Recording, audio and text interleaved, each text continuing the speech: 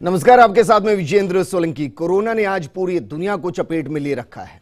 हर कोई इसके कहर से पीड़ित नजर आ रहा है। कोरोना की दूसरी लहर तो मानो जानलेवा बनकर सामने आई। ऐसे में हर किसी के मन में सवाल उठ रहे हैं कि कैसे कोरोना से बचा जाए, या फिर मन में कई तरह की शंकाएं भी उठ रही हैं। लेकिन ध्यान रहे, डॉक्टर की सलाह के बिना कोई काम नहीं करना है। अब ऐसे में जब बाहर ही नहीं निकल पा रहे तो फिर सवाल यह है कि डॉक्टर से कंसल्ट भला कैसे करें। आपको टेंशन लेने की जरूरत नहीं है। आपकी समस्या का समाधान आपके लिए फर्स्ट इंडिया लेकर आया है और हम आपके साथ सीधे डॉक्टर को कनेक्ट करेंगे। और इस प्रोग्राम का नाम है डियर डॉक्टर।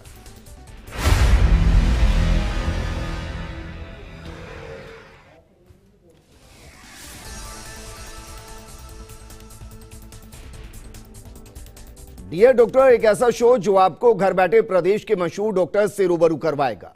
अब आप सोच रहे होंगे कि आप कैसे हमारे साथ बैठे डॉक्टर से बात कर सकते हैं।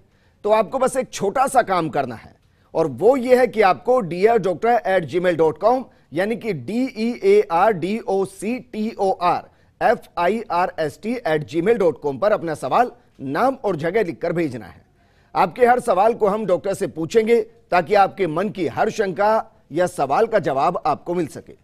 तो शुरू करते हैं आज का सिलसिला। और हमारे साथ जुड़े हैं doctor Raman Sharma ji, senior professor हैं मेडिसिन एसएमएस अस्पताल के। सर, सबसे पहले स्वागत है आपका फर्स्ट इंडिया पर।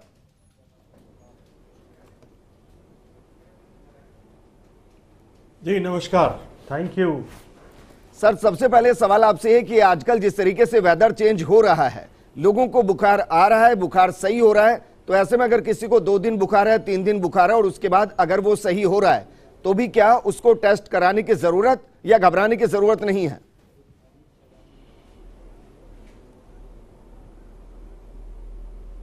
जी, आज जो सिचुएशन चल रही है उसमें ये मानेंगे कि जो भी बुखार है पैंडेमिक के दौरान, उसमें सबसे पहले को सोचना है अपने को कोरोना का।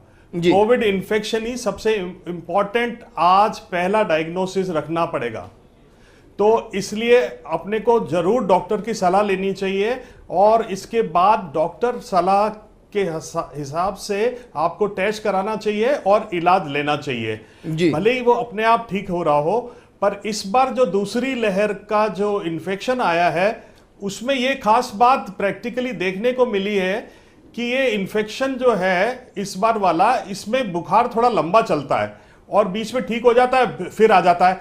पर आज की तारीख में आपको जरूर डॉक्टर की सलाह लेके और इसको कोरोना मानते हुए ही अपने आप को आइसोलेट करना है जी। सबसे पहले किसी तरह का भी बुखार हो, वो आज आपको सबसे पहले आइसोलेट करना है, ये सबसे जरूरी है। ठीक है सर, आइसोलेट तो कर लेगा, लेकिन क्या उसको RT-PCR टेस्ट भी कराना चाहिए? मैं ये सवाल इसलिए कर रहा हूं क्योंकि वर्तमान स्थिति में ऐसा हो रहा है कि RT-PCR टेस्ट तो करा रहे हैं, रिपोर्ट नेगेटिव आ रही है और कोरोना पॉजिटिव है आदमी।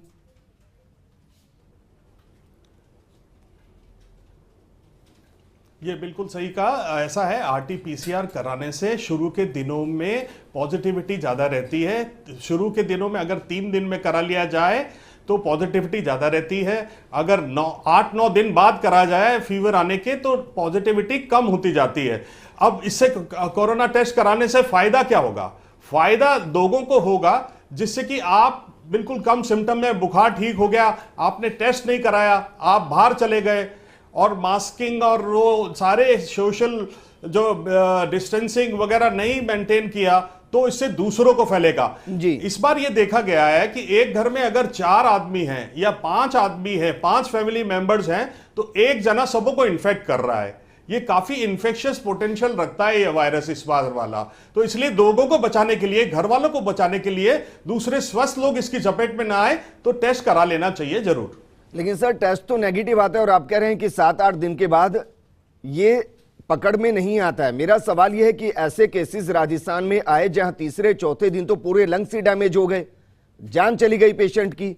अब उसमें अगर किसी को HRCT कराना है तो वो कब कराना चाहिए?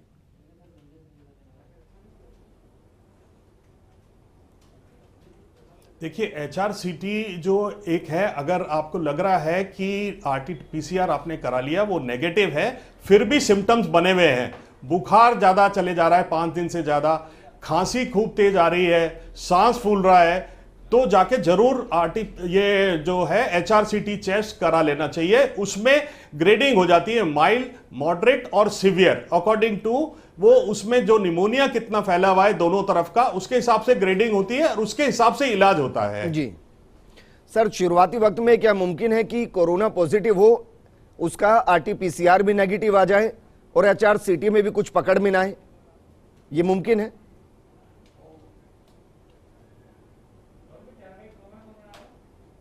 ये बिल्कुल ठीक है। इसमें माइल्ड इन्फेक्शन है तो शुरू में पॉजिटिव हुआ, फिर नेगेटिव हुआ और HRCT में नहीं आया तो ये माइल्ड कैटेगरी या एसिम्प्टोमेटिक कैटेगरी में आया, और 85% जो है वो माइल्ड कैटेगरी में ही वो आते हैं। जी, आपने सर एसिम्प्टोमेटिक एक शब्द इस्तेमाल किया और इसके केसेस बहुत ज्यादा राजस्थान में बढ़ रहे हैं, देश में बढ़ रहे हैं। ऐसे लोग हैं जिनको स्वाद नहीं आ रहा, जिनको स्मेल नहीं आ रही। हकीकत यह है कि उनको खांसी भी नहीं है, बुखार भी नहीं है। तो क्या ये माने कि जिसकी स्मेल चली जाए, जिनके टेस्ट चले जाएं, वो खुद को कोरोना पॉजिटिव मानते हुए आइसोलेट हो जाएं तत्काल प्रभाव से, या कोई और भी बीमारी ऐसी होती है जिसमें स्मेल और टेस्ट चला जाता है? ये बिल्कुल नहीं, एलर्जिक राइनाइटिस नाम की होती है, उसमें टेस्ट और स्मेल चला जाता है। पर आज अगर अपन देखें, अगर loss of taste and smell है तो इसको अपन कोविड ही मानना चाहिए, और ये इंडिकेट करता है कि माइल्ड इन्फेक्शन है, कोई ज्यादा इन्फेक्शन नहीं है। ज्यादा इन्फेक्शन तो सीधा निमोनिया के तरफ, ये माइनर सिम्टम्स में माना जाता है। जी ठीक है जी, ठीक है सर। ऐसा भी रहा है कि जैसे वेदर चेंज होता है तो जुकाम हो जाता है, जुकाम की वजह से स्वाद आना बंद हो जाता है, तो क्या उसको भी कोरोना की श्रेणी में रख दिया जाए? जी, और सॉरी सर, मैं कह रहा हूं कि अमूमन ऐसा देखा जाता है कि जब जुकाम होता है तो उसमें भी टेस्ट आना बंद हो जाता है, किसी भी चीज का स्वाद आता नहीं है। अब वो लोग भी जाके कोरोना टेस्ट कराएं सर? हाँ, कॉमन कोल्ड जो है उसमें एक तो बिल्कुल हल्का सा बुखार आता है और जुकाम होता है, उसमें हल्का टेस्ट आता है। अब ये जो कोविड वाला जो इन्फेक्शन है, इसमें और कोई ज्यादा सिम्टम नहीं होते, थोड़ा बुखार आ जाता है और टेस्ट स्मेल, तो उसको अपने आप को कोविड ही मानना चाहिए, ये पक्का है आज की तारीख में, है ना। और ये जल्दी ठीक हो जाता है, ऐसा कुछ नहीं है, कुछ दिनों में ठीक हो जाता है और कई बार हफ्तों तक चल जाता है। पर इसमें बिल्कुल घबराने की बात नहीं है। जुकाम में भी टेस्ट चले जाता है, पर जुकाम ठीक होते ही वो वापस आ जाता है। इसमें कई बार लंबा चल सकता है ये लॉस जो है। सर, घबराने की बात तो इसलिए क्योंकि बेड नहीं मिल रहे हैं, कहा जा रहा है ऑक्सीजन की कमी है, कहा जा रहा है रेमडेसिविर की कमी है, और क्योंकि आप तो सीनियर प्रोफेसर है मेडिसिन के, तो ये सवाल मैं आपसे ही पूछ रहा हूं सर, राजस्थान में इस वक्त कितने रेमडेसिविर की प्रतिदिन जरूरत महसूस हो रही है और हमारे पास कितनी रेमडेसिविर मौजूद है?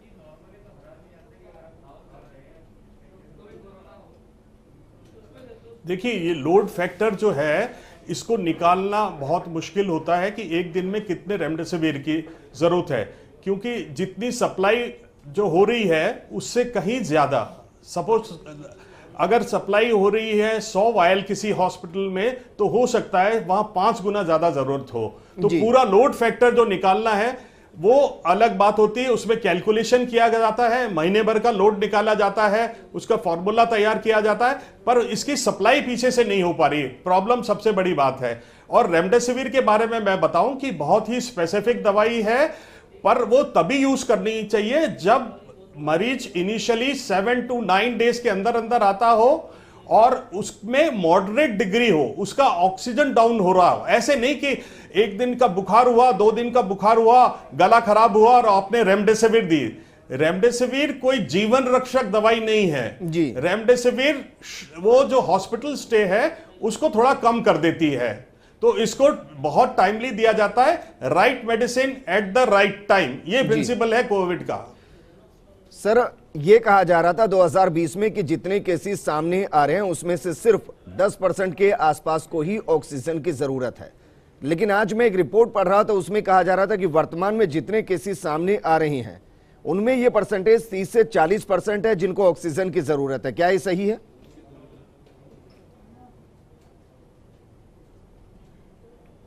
ये बिल्कुल सही बात है। अब इसमें अपन अंदाजा लगाएं, लास्ट ईयर जो था वो ज्यादा से ज्यादा 97,000 केसेस थे इंडिया में, जी। ठीक है। अब आज की तारीख में 4 लाख के आसपास केस घूम रहे हैं, ठीक है। तो जितना बड़ा बेस होगा, जितना बड़ा इन्फेक्शन पूल होगा कंट्री में, उतनी ज्यादा ऑक्सीजन रिक्वायरमेंट होगी, है ना। तो लास्ट ईयर केसेस कम थे इसलिए कम ऑक्सीजन थी, इस बार केसेस ज्यादा है तो इसलिए ऑक्सीजन की रिक्वायरमेंट, पूल बहुत बढ़ गया केसेस का, बहुत रैपिडली फैल रहा है, इन्फेक्शस है। जैसा मैंने पहले बताया, एक घर वाला कोई इन्फेक्ट होता है तो दूसरे स्वस्थ व्यक्ति को सबको इन्फेक्ट कर देता है, और जहां कुछ रिस्क फैक्टर आता है वहां ऑक्सीजन की रिक्वायरमेंट हो सकती है, जिसमें कि रैपिडली प्रोग्रेसिव निमोनिया देखा जाता है। 2020 और 2021 के कोरोना के स्ट्रेन में किस तरीके के बदलाव दिखाई दिए सर आपको, और शरीर पर किस तरीके का ज्यादा असर 2021 के कोरोना स्ट्रेन में दिखाई दे रहा है, सेकंड वेव में दिखाई दे रहा है?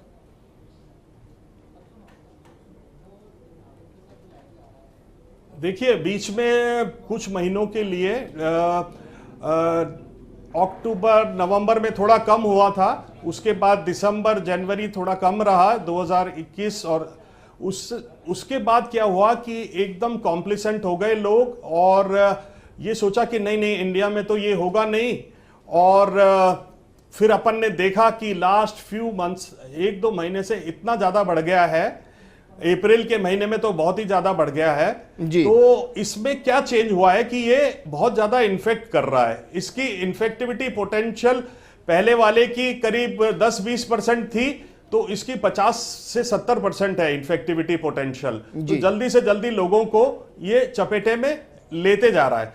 दूसरा, जहां तक 20 और 21 वाले स्ट्रेन का फर्क है, इसमें स्ट्रेन म्यूटेंट स्ट्रेन आया है और वो जल्दी से फैल रहा है। इसमें लक्षण में मैंने बताया, इस बार कुछ ज्यादा बुखार देखने को मिल रहा है, लंबा बुखार देखने को मिल रहा है, और यंगस्टर्स जो हैं वो ज्यादा अफेक्ट हो रहे हैं, इवन बच्चे भी ज्यादा अफेक्ट हो रहे हैं जी। तो वो कुछ यंगस्टर्स तो एसिम्प्टोमेटिक होती है तो वो ज्यादा फैला देते हैं, तो कुछ केसेस में क्योंकि लार्ज पूल है इन्फेक्शन का, तो उसमें निमोनिया वगैरह भी ज्यादा देखने को मिल रहा है, इसीलिए सब चीजों की शॉर्टेज हो पा रही है। सर कुछ सवाल मैं ले लेता हूं क्योंकि लगातार हमारे पास दर्शकों के सवाल आ रहे हैं, मैं चाहूंगा उनका आप जवाब दें। श्री गंगानगर से रुपेश हैं, वो पूछ रहे हैं कि वो डायबिटिक पेशेंट हैं, 20 दिन पहले उनको कोविड-19 हुआ था, वो आइसोलेशन में हैं, अब वो रिकवर हो चुके हैं, उनको कब वैक्सीन लगवानी चाहिए और क्या वैक्सीन लगवाना सेफ है इस स्थिति में?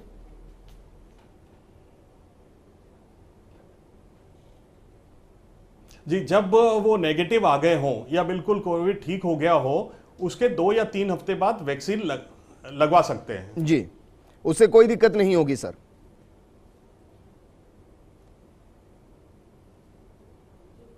नहीं, बिल्कुल दिक्कत नहीं है। डायबिटिक पेशेंट हैं तो जो भी जिसको इन्फेक्शन हुआ है कोविड पहले, वो जरूर इन्फेक्शन हुआ है तो वो वैक्सीन तो लगाना ही है, और ये पर्टिकुलरली डायबिटिक है तो वैक्सीन जरूरी है जी। सर एक और सवाल है, सवाल तो वैसे थोड़ा सा अजीबोगरीब है लेकिन अब पूछा गया है तो मैं भी आपसे पूछ लेता हूं। पूछा है ये सवाल हिमानी अग्रवाल ने, वो कह रहे हैं कि अगर कोई अस्पताल जाएगा तो मानकर चलें कि वर्तमान स्थिति में कोरोना ग्रसित हो जाएगा, ऐसी स्थिति बनी हुई है?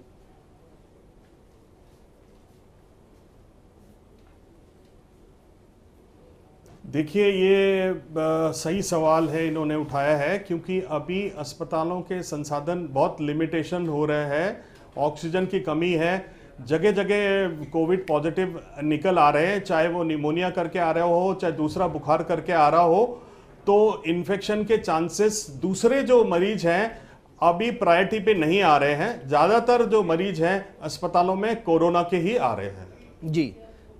ठीक है सर, एक और सवाल है सर, 3-4 दिन से जुकाम है, ऑब्वियसली अगर कोई 3-4 दिन से जुकाम है लेकिन स्मेल भी आ रही है और टेस्ट भी आ रहा है, क्या फिर भी टेस्ट कराएं?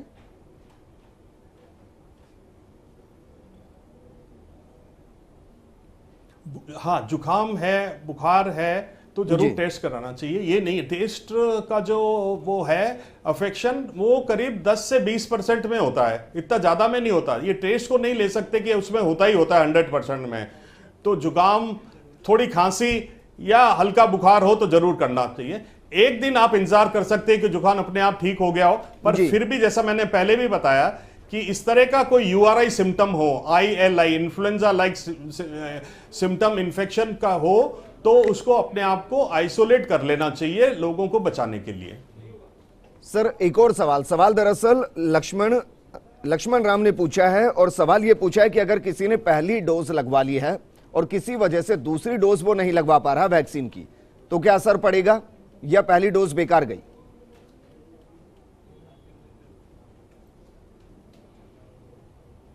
नहीं, देखिए, अगर पहली डोज के बाद दूसरी डोज नहीं लगती है आगे कुछ महीनों तक अपने टाइम के हिसाब से जी, तो उसमें इम्यूनिटी पूरी नहीं बनती है। मतलब सिंगल डोज ही में ही आदमी चलता रहे तो पूरी तरह से इम्यूनिटी नहीं बनती। ये प्रोटोकॉल फिक्स होता है, इसको साइंटिस्ट ने बहुत अच्छी तरह से सोच समझ के तैयार किया है, और इसको अपने को दोनों डोजेज लगवाने के बाद ही श्योर रहना चाहिए कि इम्यूनिटी आ गई है जी। और वो सेकेंड डोज के 2 हफ्ते बाद एंटीबॉडीज बन जाती है जो कि प्रोटेक्टिव होती हैं।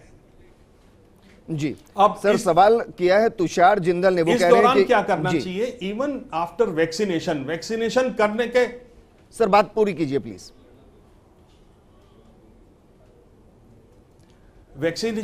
वैक्सीनेशन लगाने के बाद भी मास्क जरूरी है, क्योंकि ये वायरस जो है गले का इन्फेक्शन है, थ्रोट में रह जाता है। तो ये जो वैक्सीन है वो थ्रोट वाले वायरस को नहीं प्रिवेंट करता, बल्कि सीरियस निमोनिया होने से 95 to 100% तक प्रोटेक्ट करता है। तो ये जीवन रक्षक है वैक्सीन जी, ये बहुत जरूरी है ये मानना कि और मास्क इसलिए लगाया जाए क्योंकि थ्रोट में रहता है तो दूसरों को इन्फेक्ट कर सकता है जिसके वैक्सीन नहीं लगा है, और वैक्सीन लग गया तो भी थ्रोट टू थ्रोट ट्रांसमिशन तो होता ही है इसमें। ठीक है सर, तो इससे जुड़ा मैं ही सवाल आपसे पहला कर रहा हूं। सर सवाल यह है कि अगर किसी ने वैक्सीन लगवा ली है, दोनों डोज लगवा ली है, और उसको कोरोना हो जाता है, तो फिर उसके शरीर पर कितना असर पड़ेगा?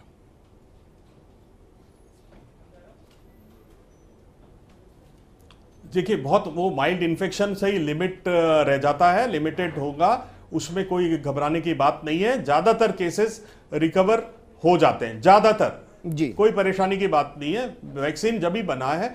और आपने देखा होगा कि मृत्यु दर जहां पे वैक्सीनेशन बहुत ज्यादा हो गया है, इजराइल और यूके, तो उसमें क्या है कि मृत्यु दर भी कम हुई है और नंबर ऑफ केसेस भी कम हुए जी। हैं। तो ये एक जीवन रक्षक चीज है वैक्सीन। ठीक है सर। तुषार जिंदल हैं, वो कह रहे हैं कि उनकी मम्मी को 3 दिन से बुखार है और उनकी उम्र 48 साल है, क्या उनको टेस्ट कराना चाहिए?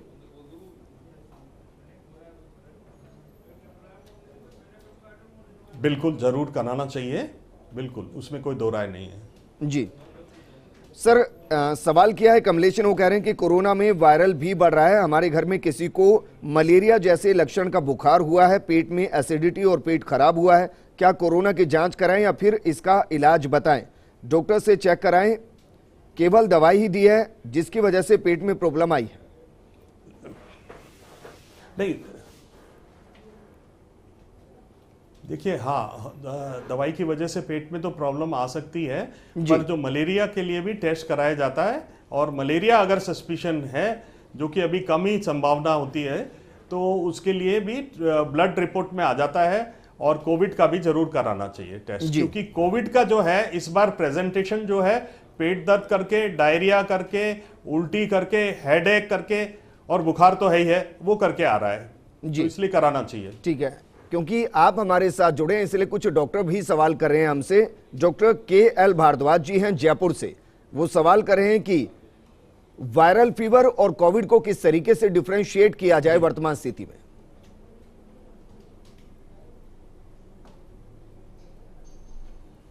ये कोविड वायरल फीवर ही तो है जी, कोविड जो वायरल इन्फेक्शन ही है ये तो। दूसरा वायरल फीवर जो अभी मैंने जैसे पहले बताया कि हर फीवर को अभी कोविड की तरह कराना चाहिए, और कोविड पॉजिटिव आ जाता है तब तो डेफिनेटली हो जाता है, इवन नेगेटिव आ जाता है तब भी अपने को कोविड की तरह ही उसको ट्रीट करना चाहिए, उसको कोविड की तरह ही लेना चाहिए, और डॉक्टर की सलाह से इलाज ले लेना चाहिए। ठीक है सर। मेनका सवाल करिए, वो कह रहे हैं कि ब्लड प्रेशर कम हो रहा है और जो बुखार है वो 100 से 102 के बीच में बना हुआ है, क्या ये कोविड-19 के सिम्टम्स हैं?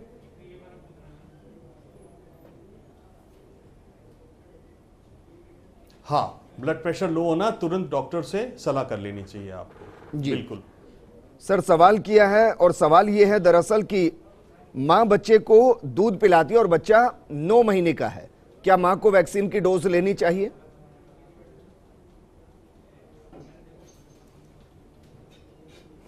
देखिए, अभी जो वैक्सीन का आया है स्पेक्ट्रम, उसमें लैक्टेटिंग मदर, मतलब जो मदर दूध पिला रही हैं और बच्चे जो छोटे हैं 18 साल से नीचे, उनके लिए अभी सेफ्टी प्रोफाइल नहीं आया है। उसके स्टडीज चल रही हैं। प्रेगनेंसी, लैक्टेटिंग मदर और बच्चे तो अभी नहीं, उनको वैक्सीन लगाना चाहिए जी। और मदर दूध पिलाना चाहती है तो सैनिटाइजर वगैरह वो सारा हाथ अच्छी तरह साफ करें, डबल मास्क घर पे पहन के दूध पिला सकती है, उसमें कोई मनाही नहीं है। जी सर, राहुल हैं जयपुर से, वो सवाल पूछ रहे हैं जिन्हें स्किन एलर्जी या दवा के किसी सॉल्ट से एलर्जी है, क्या वो वैक्सीन लगवा सकते हैं?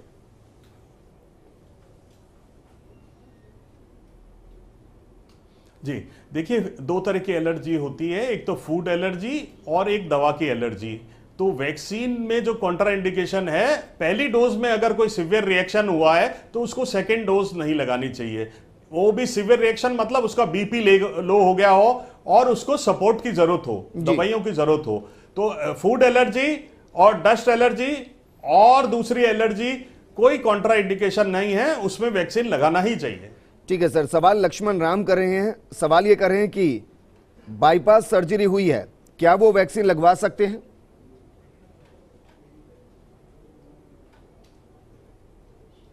बिल्कुल, बहुत ज़रूरी है वैक्सीन लगवाना, क्योंकि वो रिस्क ग्रुप में है और रिस्क ग्रुप को प्रिवेंशन के लिए अभी तक तो वैक्सीन ही आया है। ऐसी कोई दवाई नहीं है कि आप दवाई खा लो और कोरोना नहीं होगा।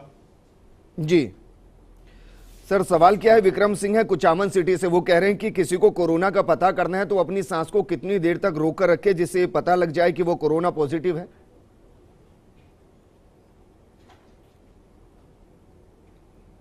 जी, ये ऐसा कोई मेथड नहीं होता कि सांस रोक लो और कोरोना का पता चल जाए। जी। कुछ भ्रम सा चल रहा है। सर, मुझे लगता है सवाल इसलिए किया क्योंकि ये सीधा लंग्स को ऑक्सीजन इफेक्ट देखनी चाहिए, करता है अगर तो फीवर है ऑक्सीजन एक सिंपल इंपॉर्टेंट इंडिकेटर। जी ठीक है। नहीं, लंग्स पे इन्फेक्ट करता है तो उसका एक डायरेक्ट एविडेंस है अपने पास कि ऑक्सीजन कम हो रही है।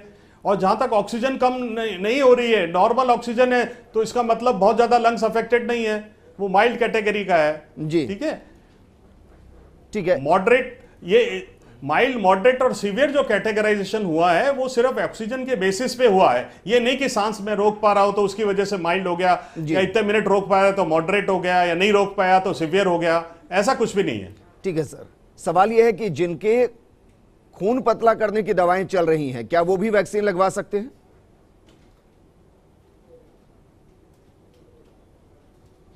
जी बिल्कुल लगवा सकते हैं, जी। उसमें कोई वो नहीं है कि कॉन्ट्रा इंडिकेशन है। जरूरी है उसमें वैक्सीन तो लगवाना। एस्पिरिन की गोली या ब्लड थिनर चल रहे हैं तो उसमें ऐसी कोई बात नहीं होती, क्योंकि इंट्रामस्कुलर इंजेक्शन होता है, उसको थोड़ी देर अपने को बहुत मसलना नहीं है पर दबा के रखना है। अगर कोई एस्पिरिन की गोली ले रहा है या ब्लड थिनर्स ले रहा है तो बिल्कुल लगाना चाहिए, ये पूरी तरह से प्रूवन है। जी सर, अंकुर मित्तल हैं, वो सवाल कर रहे हैं कि उनको कई दिनों से फीवर है, 103 के आसपास फीवर 3 दिन से ज्यादा वक्त से बना हुआ है, क्या उनको टेस्ट करवाना चाहिए या वायरल समझकर दवाई लेनी चाहिए?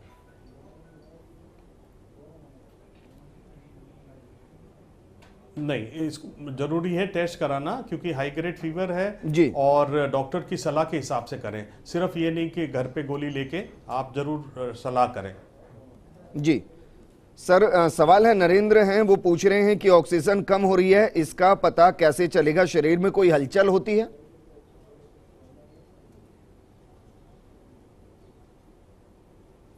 किस चीज का? शरीर में ऑक्सीजन कम हो रही है, इसका पता किस चीज कैसे का घर पता बैठे कैसे चलेगा? वापस घर बताइए। बैठे कैसे पता चलेगा कि शरीर में ऑक्सीजन कम हो रही है? अच्छा, हाँ, ऑक्सीजन देखिए हाँ, ओके ओके। क्लिनिकली एक तो अगर बुखार खांसी बहुत ज्यादा दिन तक चल रही है, सांस फूलने लग रहा है, तब अपने को ऑक्सीजन देखना पड़ता है। तो अगर सांस फूलने लगा है, इसका मतलब कि ऑक्सीजन की जरूरत हो रही है। थोड़ा सा बेहोशी टाइप होने लगे, अगर बहुत ज्यादा ऑक्सीजन कम हो जाती है तो मेंटेशन पे प्रभाव होता है। सर एक तो इस गंभीर तरह ध्यान सवाल है, मैं रखना चाहूंगा चाहिए क्योंकि अपने को। वक्त की कमी ज्यादा आप इसका symptoms भी severe जवाब होते दे जा रहे दें। हैं, ऋषभ तो- जैन है जी। सर ऋषभ जैन है, वो कह रहे हैं कि उनकी मां कोरोना 19 से सफर कर रही हैं। HRCT रिजल्ट 17 आया है, क्या उन्हें अस्पताल में भर्ती कराना चाहिए क्योंकि अभी तक उनको ब्रीदिंग प्रॉब्लम नहीं हो रही है?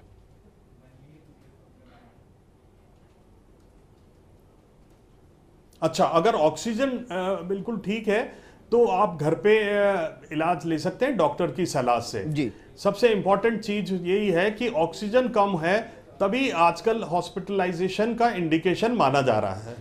सर HRCT उनका 17 स्कोर कर रहा है, तो मैं आपसे जानना चाहूंगा क्योंकि सामान्य कई बार कितना ऐसा स्कोर होता होता है और कि- कितना स्कोर होने पर एडमिट कर देना चाहिए? हाँ, नॉर्मली तो 0 स्कोर होता है जी। और एडमिशन का क्राइटेरिया ये होता है कि ऑक्सीजन लेवल पे डिपेंड करता है सबसे ज्यादा। 92 के नीचे जा रहा हो तो आपको एडमिशन की जरूरत हो सकती है। घर पे प्रयास कर लेना चाहिए, प्रोन पोजीशनिंग पेट के बल लेट के देख लेना चाहिए इंप्रूव हो रही कि नहीं है, और मैक्सिमम वैल्यू देखनी चाहिए। अगर ऑक्सीजन डाउन हो रहा है उसी के हिसाब से आपको वो एडमिशन की जरूरत मानी जाती है। स्कोर हो सकता है कि कुछ टाइम पहले ये कोरोना हुआ हो, पता न चला हो, और लंग्स में थोड़ा फाइब्रोसिस सा हुआ हो, तो कई बार मुश्किल होता है इस तरह से इवैल्यूएट करना। बट ऑक्सीजन ठीक है तो ज्यादा चिंता वाली बात नहीं होती है। ब्रीदिंग एक्सरसाइज और डॉक्टर की सलाह लेके कुछ दवाइयां दी जाती है। सर धर्मेंद्र उससे है कंट्रोल वो, हो सकता एक है। अंतिम सवाल मैं आपसे ले रहा हूं। धर्मेंद्र है, वो कह रहे हैं कि रेनाल ट्रांसप्लांट पेशेंट हैं वो, क्या वैक्सीन उनको लगवानी चाहिए और अगर लगवानी चाहिए तो कौन सी?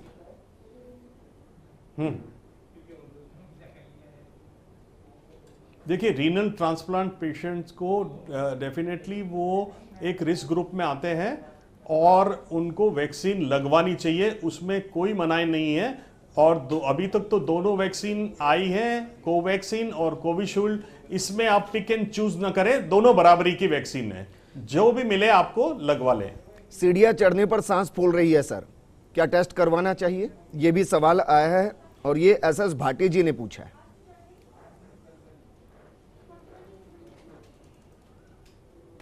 देखिए, जब एक्सर्शन पे जो डिस्निया होता है, सांस फूलने का, उसके कई सारे कारण होते हैं। अगर आज की कंडीशन में बुखार खांसी है और सांस फूल रहा है तो ऑफ कोर्स कराना चाहिए। और इसमें डॉक्टर की सलाह के हिसाब से, कई बार हार्ट की प्रॉब्लम होती है उसमें भी सांस फूलता है, कई बार COPD की प्रॉब्लम होती है, कई बार अस्थमा होता है। तो इस तरह से कई लंबा चौड़ा डिफरेंशियल डायग्नोसिस माना जाता है। इसमें ब्रोंकियल अस्थमा भी हो जाता है। सांस फूलने के लिए तो आपको डॉक्टर की सलाह ले लेनी चाहिए। बुखार खांसी है तो आपको कोरोना मानना चाहिए इसको। सर इसका पीक कब तक आएगा?